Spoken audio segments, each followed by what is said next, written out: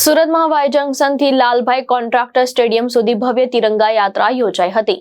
યાત્રામાં કેન્દ્રીય મંત્રી સી.આર. પાટીલ, નાયબ મુખ્યમંત્રી હર્ષ સંઘવી અને રાજ્યમંત્રી પ્રફુલ્લ પાનસેરિયા સહિતના મહાનુભાવો જોડાયા હતા। હર ઘર તિરંગા અભિયાનને સફળ બનાવવા અને નાગરિકોમાં દેશભક્તિનો સંદેશ પહોંચાડવા સુરતમાં ભવ્ય તિરંગા યાત્રાનું આયોજન કરવામાં આવ્યું હતું। વાય જંકશનથી શરૂ થયેલી યાત્રા લાલભાઈ કોન્ટ્રાક્ટ સ્ટેડિયમ ખાતે પહોંચી હતી।